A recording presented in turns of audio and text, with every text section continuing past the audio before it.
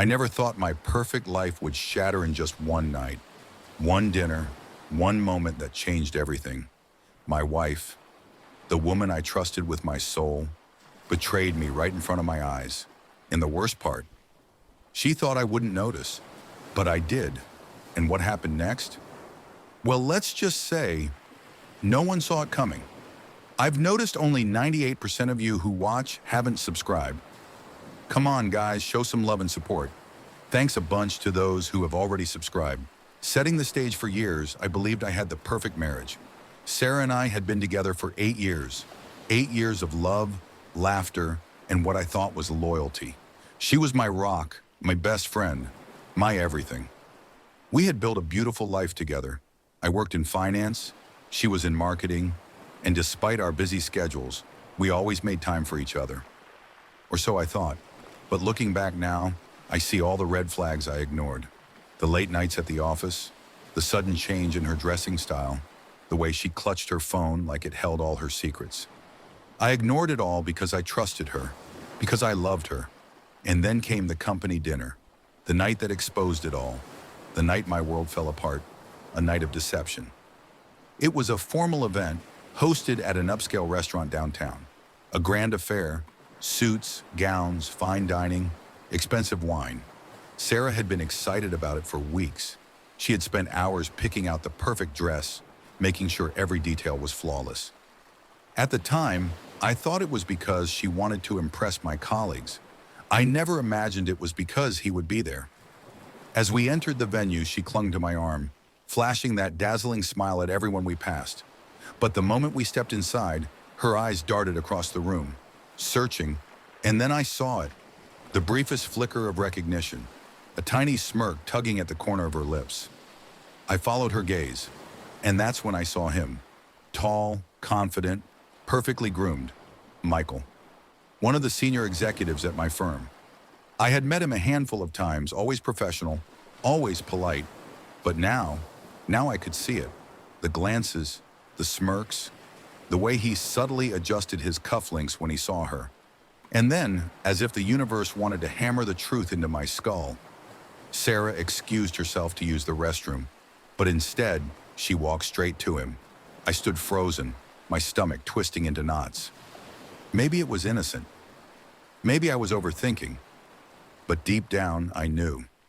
Something wasn't right, so I did what any man would do. I watched. She leaned in too close, her hand lightly brushing his arm. He whispered something, and she laughed.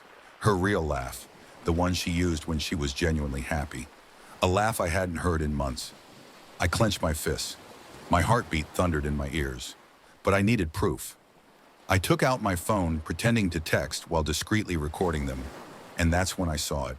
His hand, low on her waist, lingering. The way she let him. The way she liked it. My world collapsed in that moment. The woman I had loved, the woman I had defended against my own doubts, was betraying me. Right in front of my eyes, exposing the truth. I could have walked away. I could have swallowed the pain and confronted her later, in private. But I had spent years being the nice guy, the forgiving husband. Not tonight. I walked up to them, my expression blank. Having a good time, I asked, my voice calm. Too calm. Sarah jerked back, her eyes wide with guilt. Michael, on the other hand, barely flinched. He simply smirked as if this was some kind of game. Of course, she stammered, tucking a loose strand of hair behind her ear, a nervous habit. Just catching up with Michael. Catching up? I echoed, raising my phone. Or getting caught. Her face went pale. The color drained from her cheeks as she stared at the screen. At them, caught red-handed. The room fell silent. People turned, whispers spreading like wildfire. Michael shifted uncomfortably. Look, man, but I cut him off. You don't get to speak. I turned back to Sarah, my voice steady. How long? She opened her mouth, but no words came out. How long, Sarah? Tears welled in her eyes. It's not what you think. Then tell me. Tell me I'm wrong. Tell me you weren't just letting him touch you while I stood 5 feet away. Silence. And that silence, it was my answer. I didn't wait for more excuses. I didn't wait for her to cry and beg and lie her way out of it. I turned, handed my resignation letter to my boss, because no way in hell was I working with Michael, and walked out. Sarah followed, calling my name, but I kept walking. That night, I packed my bags. I didn't scream. I didn't throw things. I simply left. Because sometimes, silence is louder than any words. And the moment she realized I was really leaving, that there were no second chances, was the moment she truly broke down. But it was too late. Betrayal is a strange thing. It doesn't just break you, it changes you. It hardens you, but it also teaches you. I learned that trust is a fragile thing, and once shattered, it can never truly be restored. I learned that sometimes walking away isn't weakness, it's strength. And most importantly, I learned that the people who truly love you will never put you in a position where you have to question their loyalty.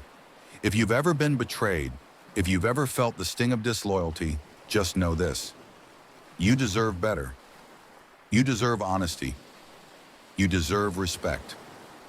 If this story resonated with you, if you've ever been in a similar situation or just appreciate a good story, don't forget to like this video, subscribe to the channel, and share your thoughts in the comments below.